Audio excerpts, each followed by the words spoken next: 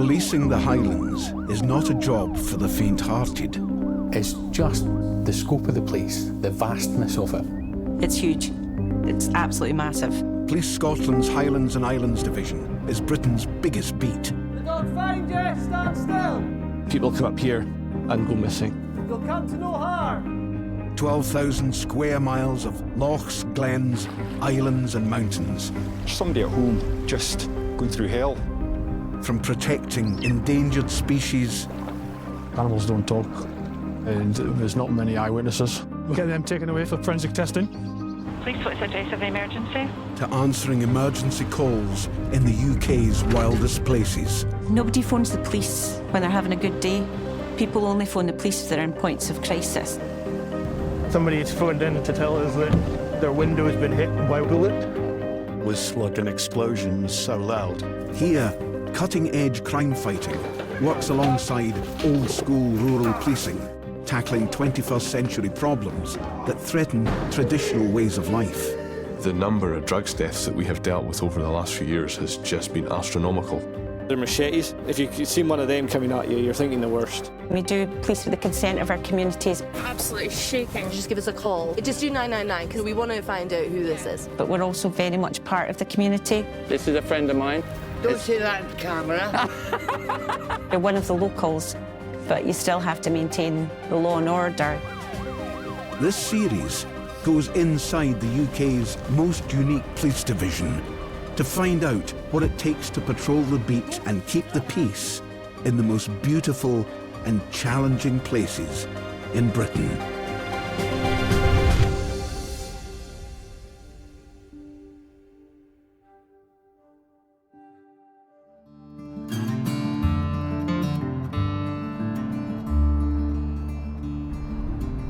Highlands is the biggest local authority area in Scotland. It covers areas such as Aviemore and Fort William, which are fairly well-known tourist areas. The Isle of Skye forms part of the Highland region as well, which is famous for its landscape and mountains in particular. And we get millions more people visiting than live in the area, and that puts pressure on policing.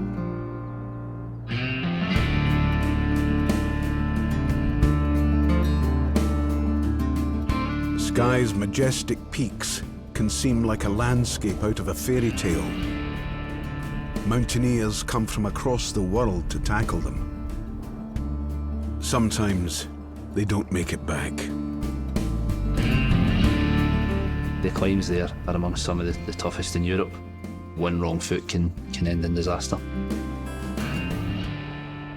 Out on patrol, PCs Ryan and Aileen receive news that a climber has been reported missing.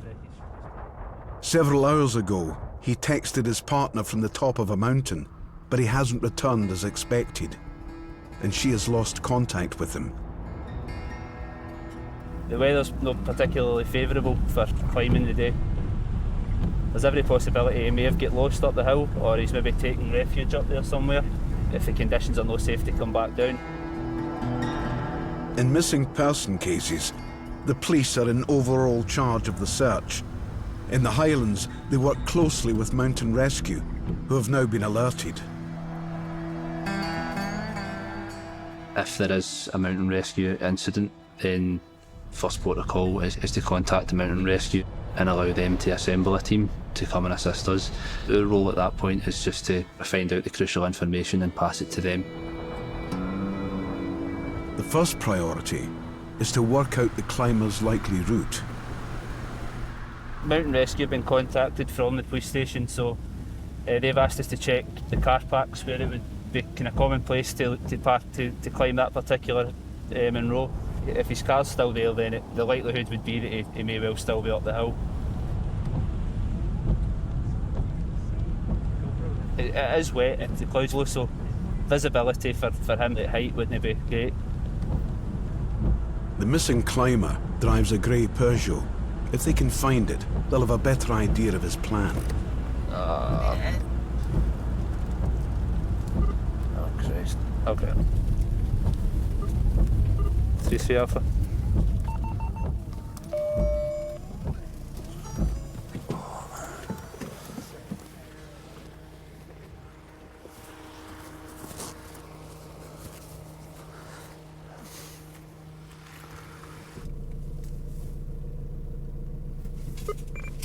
November Romeo 33 Alpha, close control. Right. We're down at the car park at Kilmarie.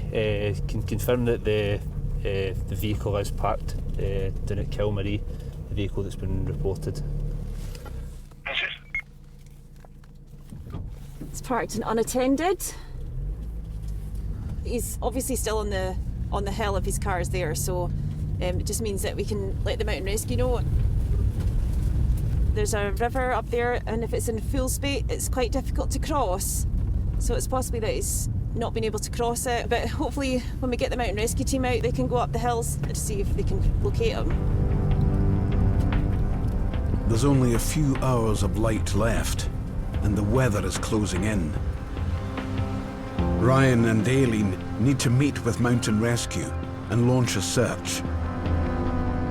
If the climber is stuck in the hills, he might not survive the night. There's no time to lose.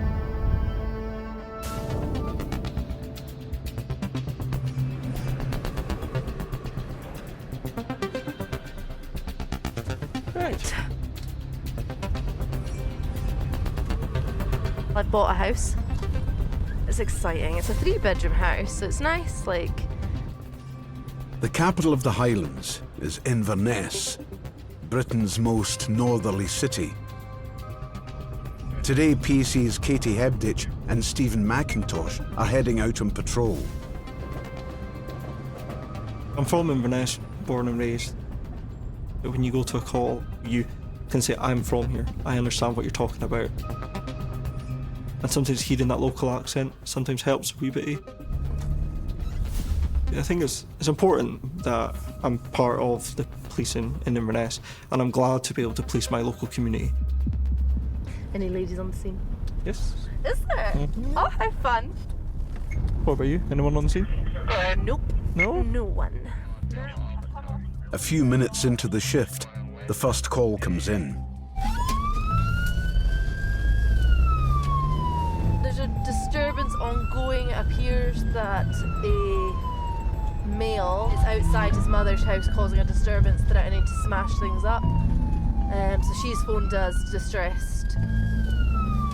Definitely could be a volatile situation. It makes you wonder if he's taken alcohol or drugs. Well, what's made him so angry? We don't know.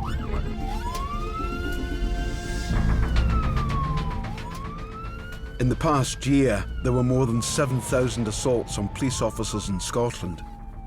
The long-term trend shows an increase in incidents. We always need to be thinking about our own safety. If he is going to be aggressive and he's showing aggression towards us, then just thinking about our distance from him, where his hands are. You know, we've been trained in kind of how to tell when people are getting volatile and, you know, aggressive, and the warning signs. Unfortunately, the location is on the other side of the city. Obviously it's rush hour. People don't know how to respond. They don't know whether to go through red lights, even safely, if they can or not. And they kind of start to panic.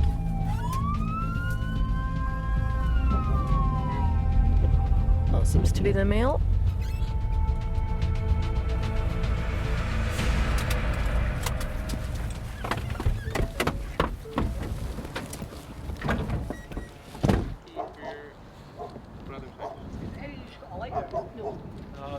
Two other officers are already dealing with the man.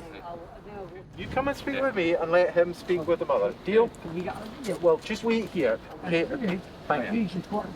Just wait here. The complainer wants him to leave, but he's refusing. I don't want a scene, okay? I've already had 2 999 calls here. I'm not coming back, okay? Just chill. Yes, mate, I'm not arguing with you. Yes, I'm swearing. Stop swearing. Can you give me a Stop swearing. Swearing. Can you Move away from Stop me. swearing. Don't put your hands to me. Stop okay? swearing. Just chill. Chill. You are not. Chill. Take your hand off of me. Chill. You Chill. need to... Who's touching you? You know, you need to relax. Right. What have you been drinking today? I've Jack Daniels. Jack Daniels. Anything else today? A couple of beers. No one's a low risk. You don't know what they may do. So you're always aware of the techniques you're taught. Never to gives someone so much trust and so much leeway. You've always got to keep an eye on who you're speaking to. Don't start swearing at me. Don't swear, don't call me names. You're just constantly looking at someone's mannerisms, how they're acting, if they're clenching their fists, if they're breathing heavily. They do teach you those signs, like danger signs. Even after repeated warnings, the man's body language gets more aggressive. You can't be calling my colleagues' names. Yeah, I'm calling a south. You know what I mean? If you carry on the way you're going, you're going to get lifted, mate. Don't clench your fists. Okay, you're under arrest on suspicion of threatening abusive behaviour, okay? Don't grab my hand. Don't fight! I've got his hands. There we go. Resist arrest as well. Okay. Let's go. Don't bother. I'm not wanting to fight me. I'm asking you. You've asked, and I've said Your no phone's because coming you're with arrested. us. Yes, I'm coming. Thank you. As the man is taken away, something about him rings a bell with Stephen. I've met him before, not so long ago, and he, a completely different character. He was really, more relaxed, more chilled. But I think tonight alcohol's played a massive part in it. He's in a bad situation. We don't know the reason for that. So it is important to show people, even if we have arrested them, that we are human. We're not just a uniform. Because, people will attack the uniform. They say, I'm not assaulting you because of who you are, I'm assaulting you because of the uniform, or I'm angry at you because you're the police. The man will be kept in custody until he sobers up. He'll also be offered help with his drinking.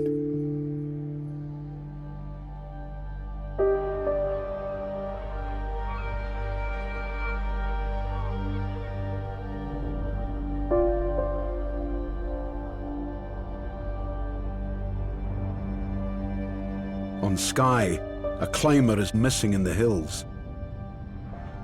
With night fast approaching, PCs Ryan and Aileen are meeting Skye Mountain Rescue to plan a search. So this is the Mountain Rescue Base at Sliggahan. A Coast Guard helicopter is also on its way to assist.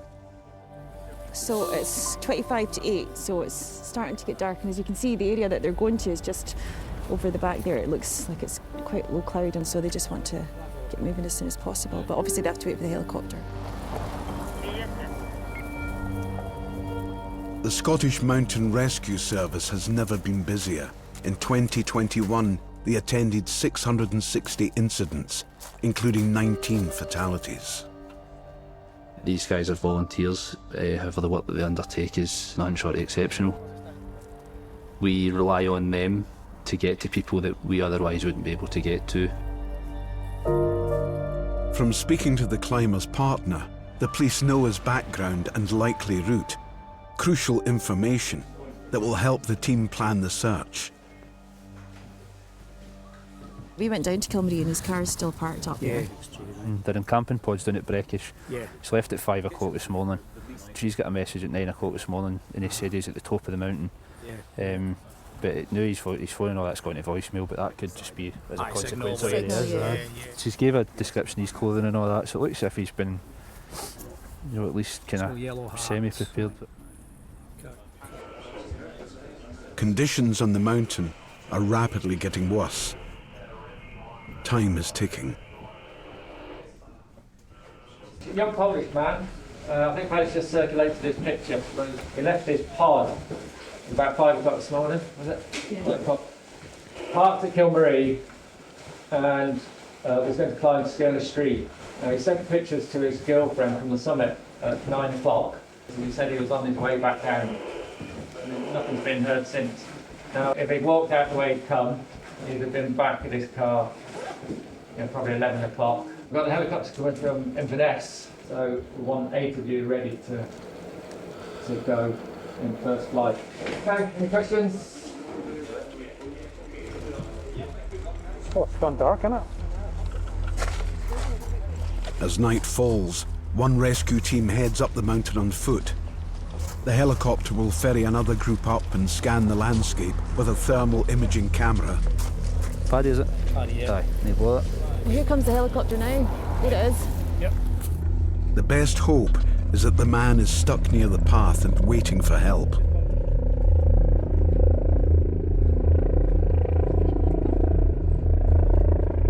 Obviously, he's potentially up there for the last 11, 12 hours, so. Look how low the cloud is now, though. It's come right down. You almost feel like that person's relying on you, and there is quite a bit of pressure at that point. We're wondering if he's injured, if he's hunkered down because the conditions have got the better of him. But our main priority at that point is to ensure that he's safe and well. The Coast Guard helicopter is using a camera to scan the hillside. But low cloud is hampering the search. With the weather getting worse, it returns to base and its crew gives an update. We've searched the path, we've done the bothy, and we've had a look around the other kind of complex, and there's nothing obvious there, no light source or anything like that. You didn't see anyone? We obviously didn't see anyone waving on the side of the hill under the cloud? Absolutely nothing. We could see sheep, we could see deer, everything was quite clear picture-wise, but anything higher than like 300 metres. So that suggests he's either up above the cloud, or else he's come to grief in the burn. Yeah, there's no light source. The vastness of the area, I don't think they can kind of pinpoint exactly where he is.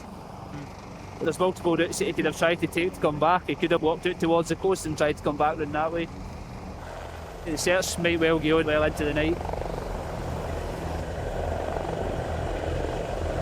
We're just going to wait for the helicopter to take off, and then we'll head back into retreat and we'll just wait for an update from there. Hopefully they'll have some news soon.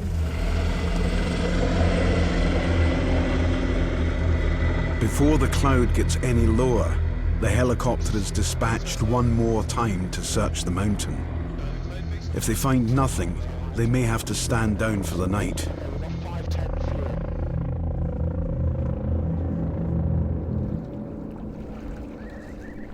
A 100 miles southeast on the mainland, PC Stephen Cooper is on patrol in the heart of one of Scotland's most forbidding landscapes. So this is the valley of Glencoe, heading up through the pass and up onto Rannoch Moor eventually. Glencoe is famous for a number of things, but probably most famous for the massacre way back when in the Jacobite uprising. A lot of history. I'm hoping there's definitely not going to be any more massacres, certainly. That would be a good start.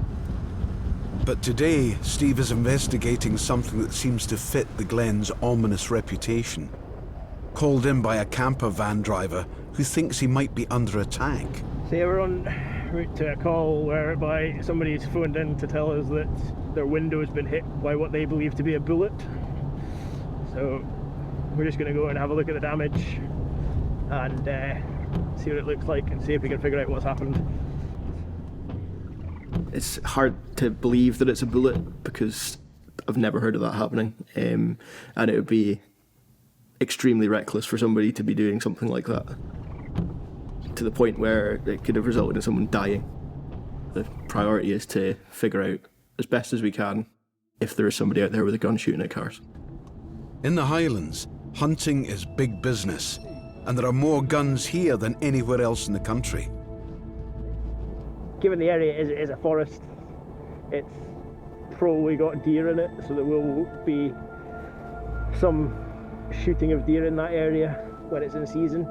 So it's possible, but I would suggest that anyone that was competent and suitable to be taking a shot like that wouldn't be taking it towards the main trunk road.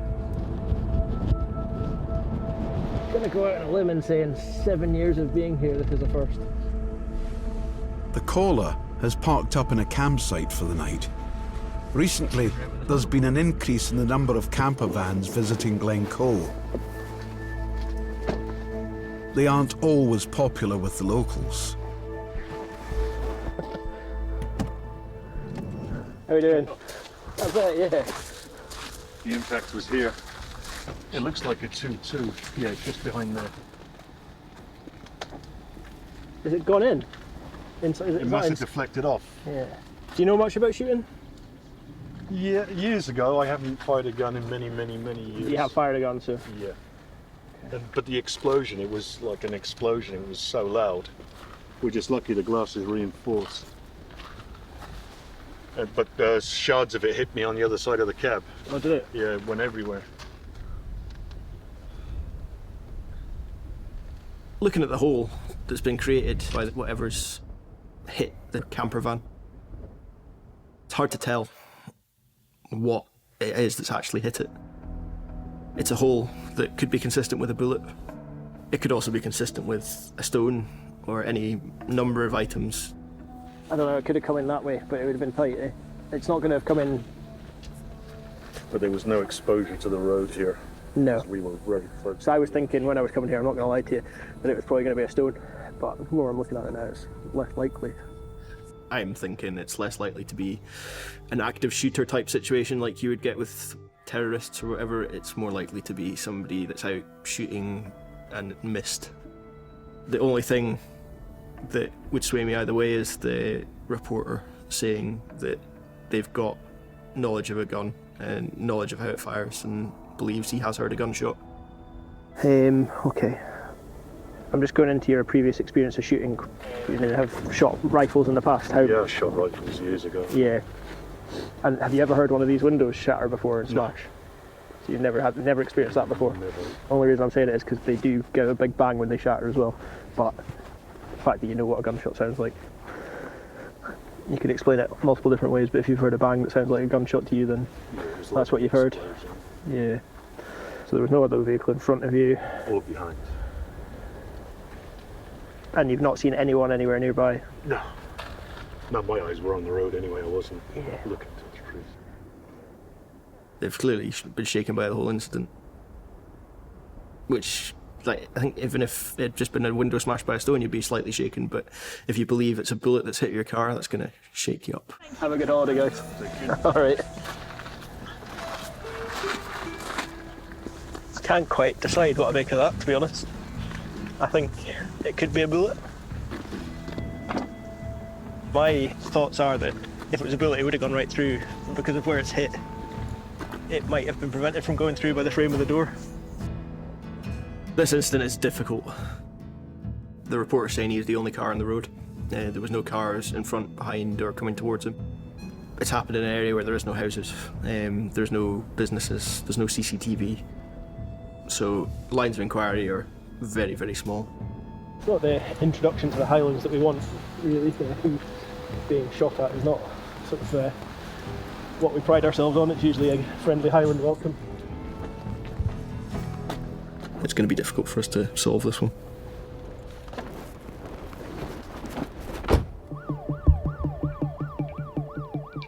In Inverness, Katie and Stephen are still on patrol.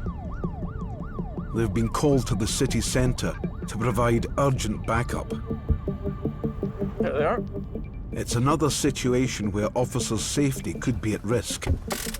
A man has been abusing police and spitting at them. Has he been spitting? Yeah. Right. You're corrupt. Right, up again. You're corrupt. If I want to fight that.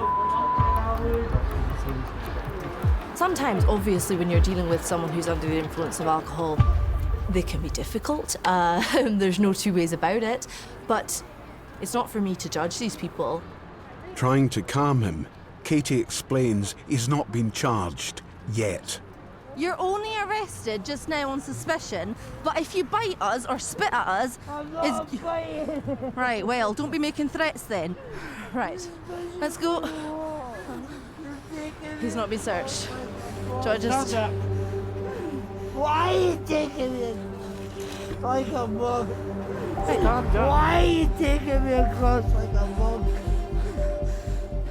Can you get... Okay.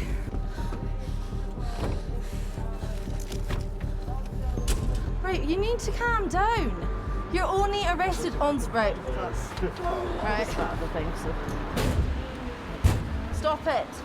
It's not going to change anything. You need to calm down. Just walking us out if there's another stuff to call. Okay. Cheers, guys.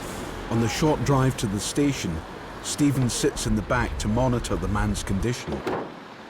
So he was arrested, not officially accused, but because he's spitting and threatening and whatever else, he's now arrested, officially accused for resisting arrest.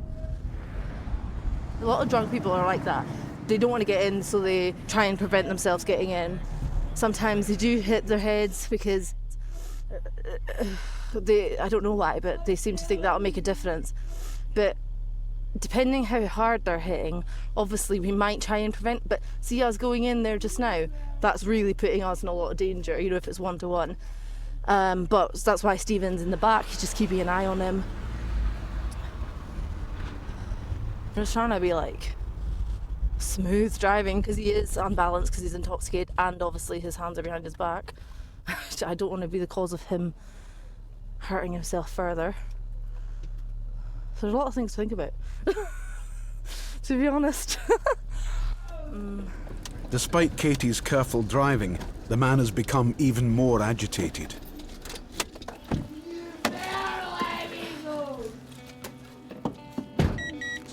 Why are you spitting at me? Why are you spitting at me? Don't be spitting at us. Right. What are you on about? You need to calm down. He's going to go into what we call an anti-harm suit because he's so up and down in his behaviour. You know, sometimes you saw him being quite calm and then he was really volatile and stuff and obviously trying to hit his own head. So he's going in an anti-harm suit which potentially, well, it tries to prevent them hurting themselves further. All I was trying to do, all my other colleagues were trying to do is just keep him calm and get him to answer the questions so that we can keep him safe. Now I have to go clean the van because he has spat all over the inside of, well, the cage. We don't know if he carries anything and, you know, and just in case anyone else is going to be in the cage now. So yeah, I've got the lovely job of cleaning it now.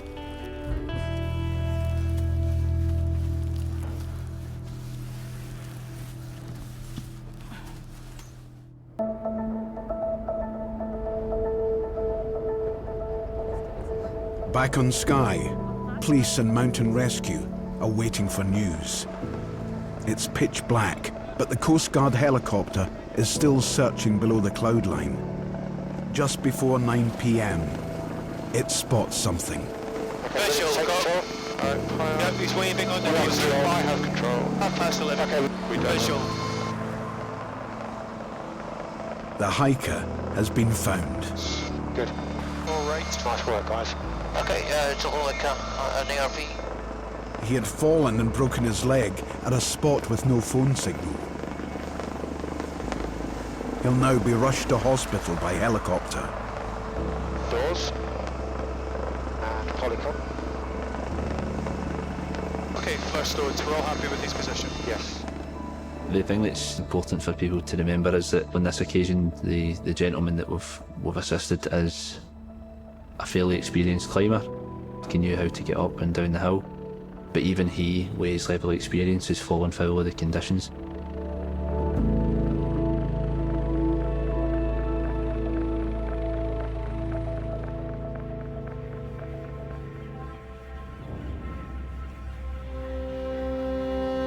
The Highland police are there to help visitors when they get into difficulty, but protecting local communities from crime is also a priority. Today in Inverness, detectives are preparing to raid a suspected drug dealer and cannabis grower. Most of the team are undercover, so can't be identified. We'll be parking up at that row of houses on the right-hand side there, because that will essentially provide us with an opportunity to shield our vehicles from sight of the subject's address.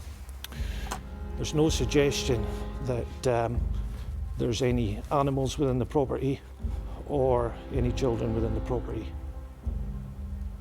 It's up a flight of stairs, and essentially his property is along the top of the dwelling house.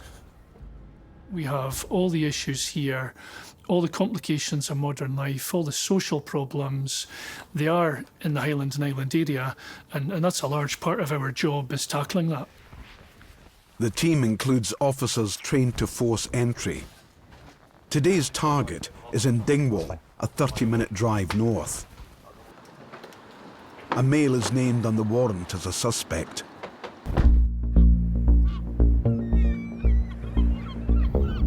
These warrants come about in respect of inquiries that we carry out ourselves, particularly with our unit, local organised crime team, and also with the help of members of the community that are reporting issues in the community. He does appear to feature quite intensively on our radar as a local dealer profiting in the area. Obviously, his neighbours and people in the general community will have some form of idea of the level that he's operating at, and it's a good news story for them to see us executing a warrant at his address to show that we actually care what's going on in the community. The majority of the drugs are imported into the Highland and Islands area as opposed to being manufactured here.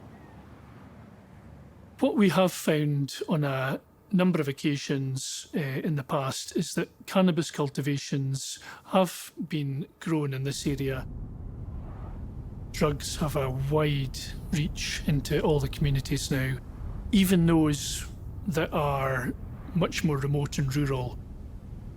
Our role here is to minimise the opportunity for drugs to reach into these communities. Got 4 vehicles in convoy. With all cars now converging on the address, the officers stay in close communication via radio. My vehicle will park outside the address, and the 3 vehicles behind us will park at the row of houses just as you're coming in, so they will be shielded from any view from the property. Approximately 1 minute away from you. Yeah, everything.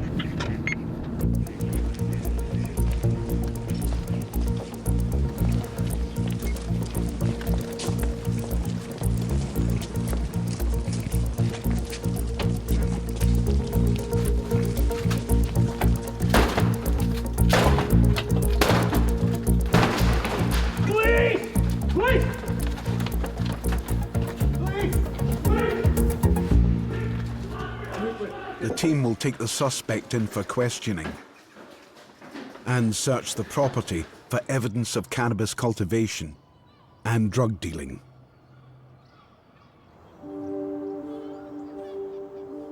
A 100,000 people live in the Inverness area. The population of the Highlands as a whole is 500,000. Much of it scattered across picturesque places that attract millions of visitors each year. Communities where crime is low and a different approach to policing is required. People will want to come and work here because actually they want that sense of community, but it needs somebody who is prepared to invest in that lifestyle. So people will always, on or off duty, they always know you as a police officer.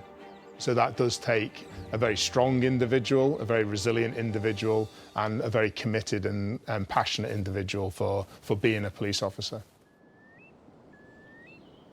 One of the most remote stations in the division is here in Ardnamurchan, on Scotland's west coast,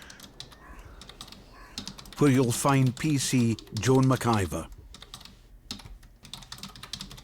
So we're stationed and based here in Struntain, which is almost in the middle. It's fairly central.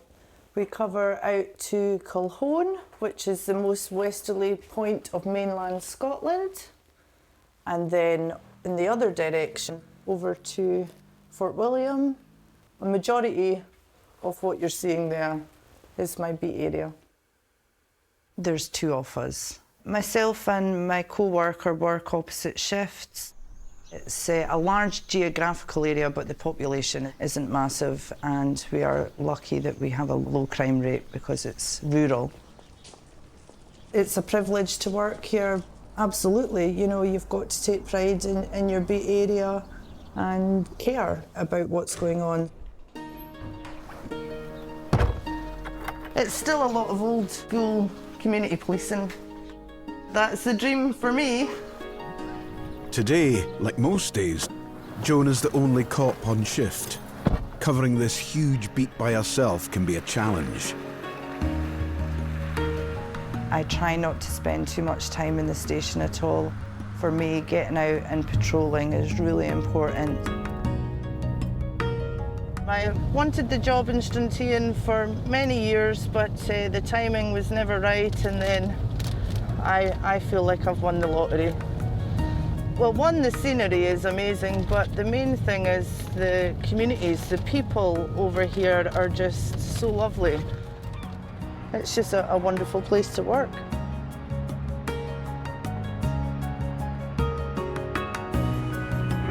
The quickest way into Joan's patch is by ferry, across Loch Linney.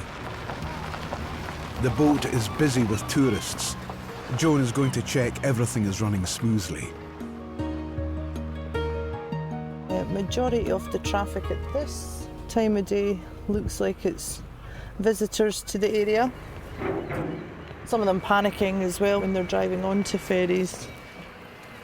But the ferry crew are very good at dealing with them. This is a good opportunity for me, seeing who's all coming over to my beat area. We've got a low crime rate over in Ardnamurchan, and I think when travelling criminals know that we spend a lot of time here checking who's coming and going, it's a good deterrent for them, you know. Where are you heading for? Then an urgent call comes in. Go ahead. We've got a field that's down there, but it's pulled down an electricity pylon. It's across the Park Road there, halfway between Drimnin and Loch Allen. We're going to have to just go to that. Yeah, received. I'm on my way from Glenborradale, so probably be about an hour before I get there. This fallen tree is 40 miles away, at the other end of Joan's beat. But if there's a live cable lying on the road, it could be lethal. Are you ready to hold on?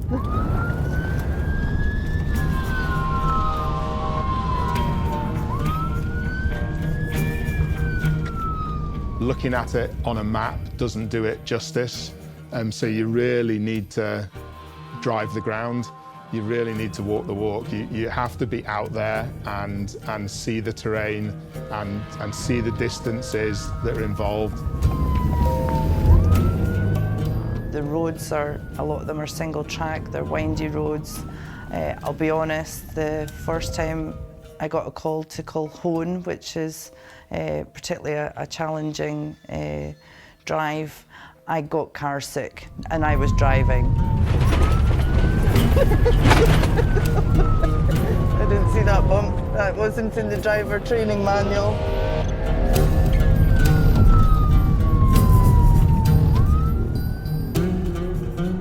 When Joan arrives, the road seems to have been cleared.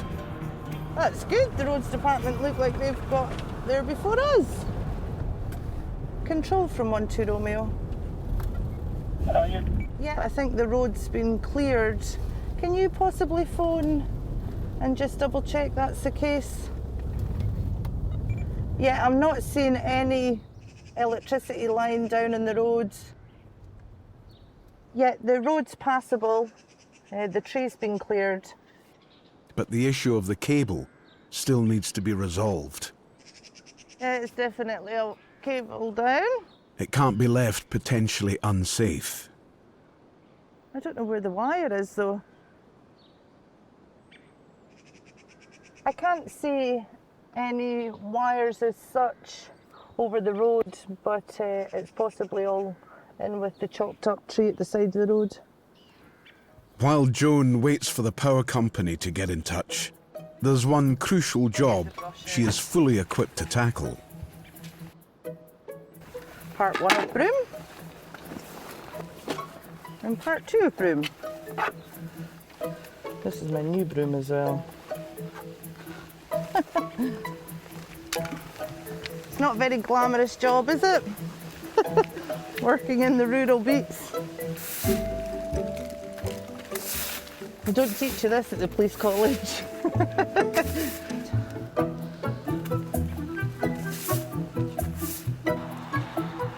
Road swept.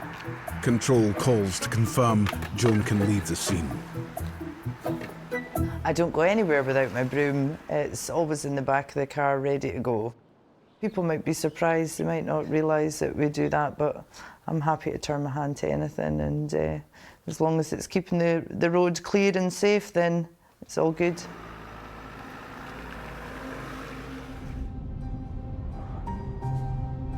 Many of the Highlands' 10,000 miles of roads are single track, like this one, and there's not a single mile of motorway. So being a traffic cop here is a unique challenge.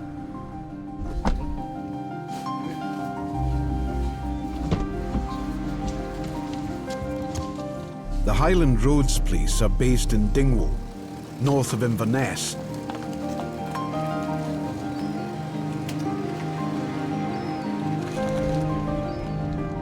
Today, officers Ian Nicholson and Mark Campbell are off out on patrol to the Isle of Skye, 100 miles to the west.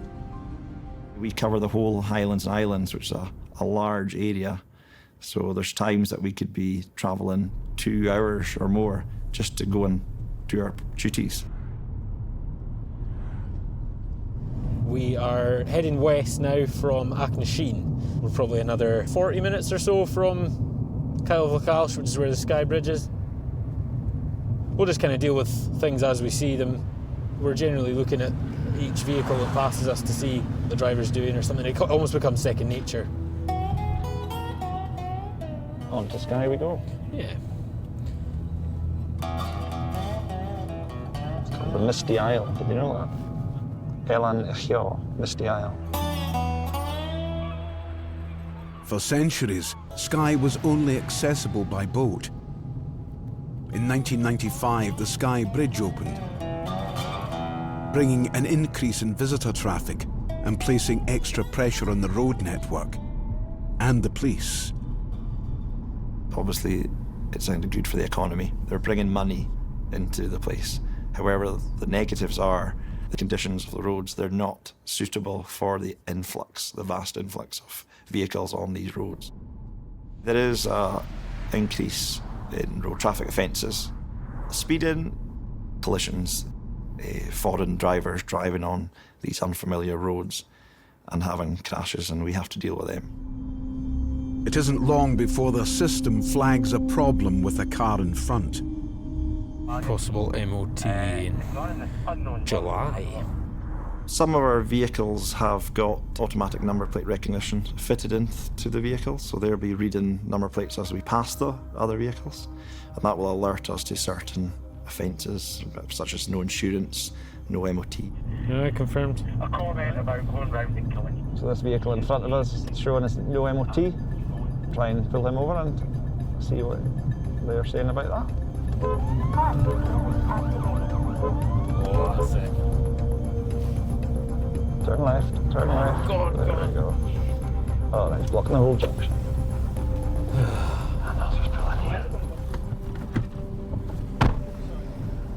Okay, we've stopped you tonight because our systems are showing that you don't have an MOT on the car, eh? It's probably just an oversight that's been missed, but we obviously... I just had my tax done last month, okay, and I had to show my MOT for that. Well, it was expired in July, which means it's obviously not had a test since July of 2020. Okay. So we'll charge you with driving without an MOT. We're not going to park you up, but we need to get an MOT arranged as soon as possible. You can obviously maybe try and get it done while you're up here on holiday. Should we be bagging for? Yeah. I couldn't smell anything. I had my mask on, but there's other indicators that made us a little bit suspicious. The reddening of his eyes and things. And are you happy to give us a breath test today? And have you had anything in the last 20 minutes, alcohol-wise? No problem at all. In Scotland, the drink-drive limit is lower than other parts of the UK. 22 micrograms compared to 35, more in line with many European countries. In context, it's probably half a pint and it might put you over. Take a deep breath and then a long and steady blow. You don't need to blow very hard, just long and steady, okay? Keep going like that. Keep going, keep going, keep going. That's you, well done. You grab the tube off the end for me and dispose of it as you see fit. Okay, you've obviously had something to drink today. Well, Yeah, it doesn't matter. I'll show you this. The legal limit in Scotland is 22. You've given a reading of 23, okay? So we have to take you to a police station, okay, for a further sample. Time now, 17:45, okay, so you're now under arrest for drink driving, so I arrest you for that offence. Not obliged to say anything in response to your arrest, but anything you do say I'll write down and maybe use as evidence. People have to realise you can't really drink at all when you're driving now, because it will show up. You mark us out of service, please. We've got one male arrested for a drink drive offence. For the driver to be charged, his result must be confirmed by a machine at the police station, which means a drive back across the bridge to Kyle of Lachalsh on the mainland.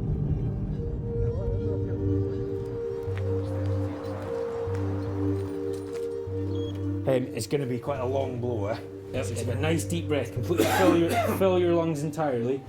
Keep it going, keep it going, keep it going. Keep going. Can't be far off now. Keep going, keep going, keep going. Well done. Good effort. Good effort. Well done indeed.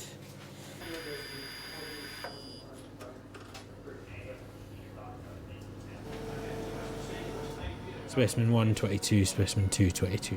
The driver's alcohol levels are right at the legal limit. Very lucky. I know you're saying you maybe only had one beer, but advice obviously is that you don't have anything at all. Yes. I think that bringing the limit down has saved lives on our roads. I think it has got the message out to folk in Scotland that you cannot drink and drive.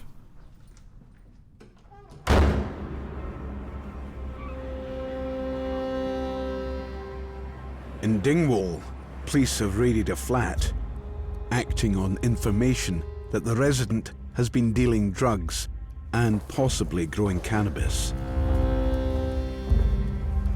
The suspect has been arrested. Now officers need to search the property and seize any evidence.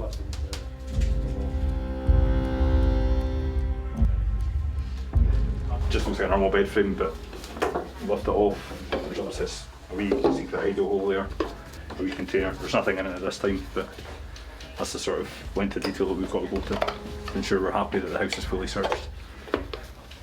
It's common to have hidey holes, yeah, but just need to go and make sure you check there's nothing loose or nothing looks out of place or is kind of maybe a bit looking forward, looking untoward. And as officers go room to room, evidence of cannabis cultivation mounts up.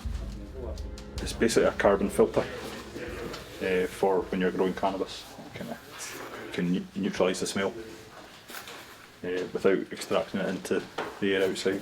There's certainly evidence within the house of cannabis cultivating equipment or stuff that we would associate with growing cannabis, albeit there's no cannabis plants or seeds recovered at this time, but search is still ongoing. With the flat turned over, there's one more place to search: the attic.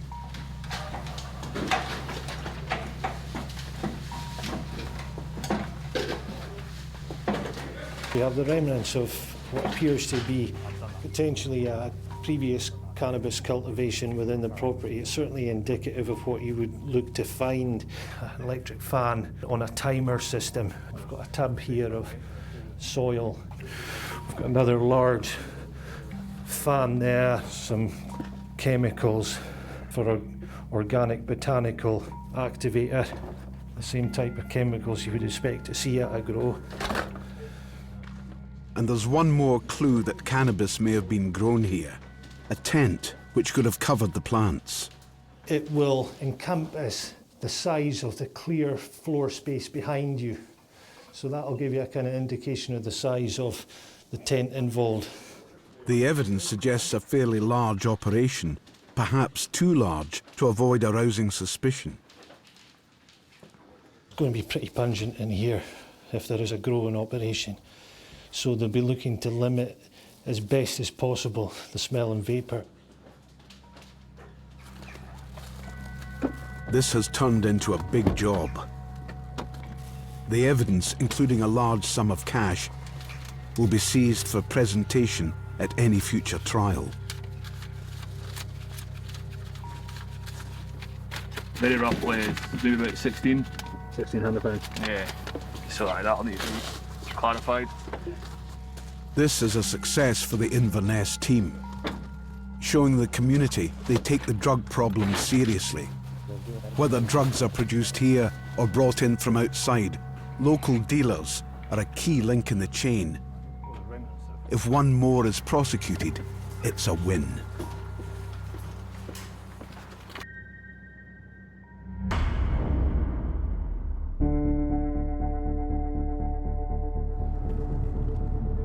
As night falls, traffic cops Mark and Ian are still on patrol.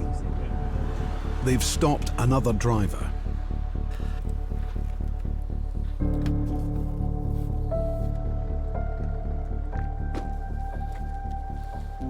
We've come to stop this chap here, just going a wee bit fast through Kyle, and then he's sort of attempted to make off on us, and he's gone around the back of his house. Eventually come back. We've detained him for a drug search, recovered some suspected drugs.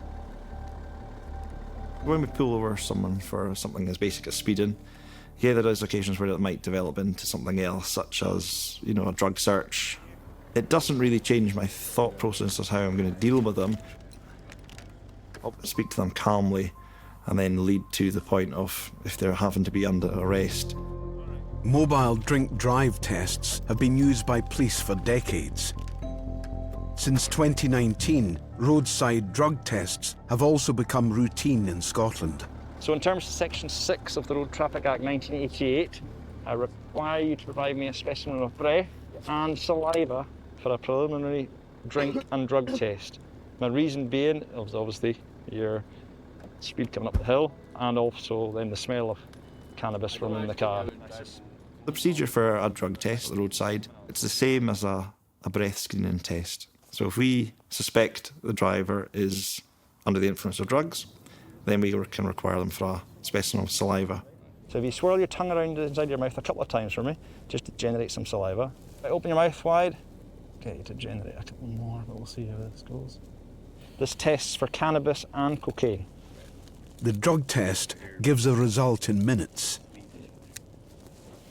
Right, look at this. Okay, so like I say, it tests for cannabis and cocaine, all right? So you've got TL and CL there. Now CL means control line. It means the test is valid, so a red line will appear. TL means trace line. If there's another line underneath that, that means you're over the drug limit for that.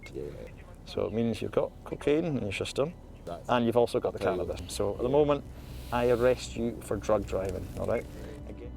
But the roadside test needs to be verified by a blood sample sent to a lab, which could take some time. Until the results are in, this driver won't be prosecuted, but will be escorted back to the station tonight. You're intoxicated. My message is just do not get behind the wheel.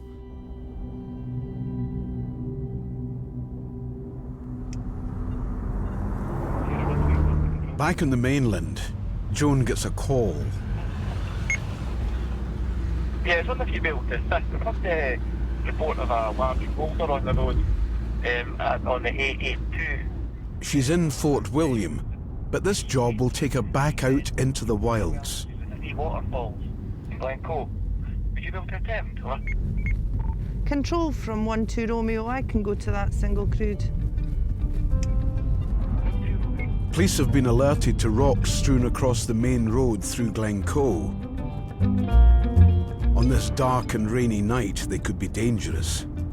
Just hoping that there's not a landslide and that it is just a couple of large boulders. So it's just a matter of us getting there and making sure signs are out, the road's safe. Although it's only 20 miles from Fort William, Glencoe is one of the wildest places in Britain. As Joan heads into the glen, the weather and visibility is going from bad to worse. I'm glad I've got my waterproof jacket with me. and it's obviously a pitch black out here. There's no street lighting and all the lights are on maximum, and you can see it's still a bit challenging to see exactly. I'm thinking it's round about here somewhere. Oh, there we are. The situation is less serious than Joan feared. I think I might even manage this myself. I'm just going to put a sign out first and then I'll come back and see what we can do.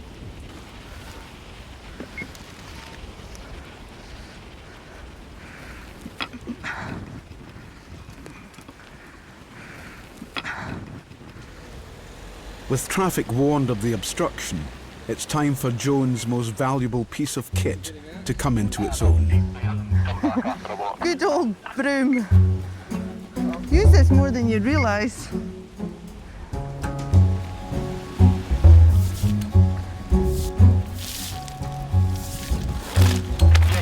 They're jaggy, they would puncture through your tyre. Job done. Oh. Yeah, that's the road passable with care. I've put signs out. It is pretty wild out there, to be honest. Even by Lochaber standards, that is some rain. Certainly wakes you up. In the middle of nowhere, in the pitch dark, it doesn't bother me being by myself at all. I quite enjoy it.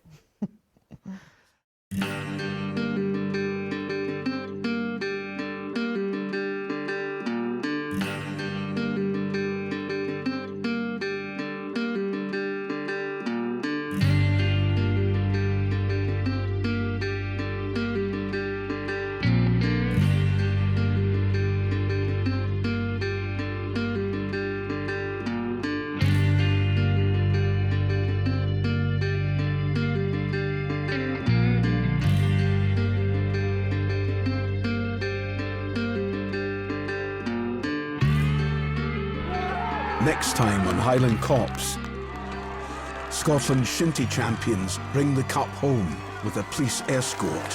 What would you like? Do you want a light? Do you want a firearm? Do you want both? A community officer battles drug dealers in Inverness. Where have you been? They're round there every night, dealing. They're using this to prepare the drugs on and then snorting it or preparing for injection here. And on Skye, a royal visit at the height of the tourist season puts the pressure on the local police. The visit itself is kept quiet. Word gets out, there's no secrets in Skye.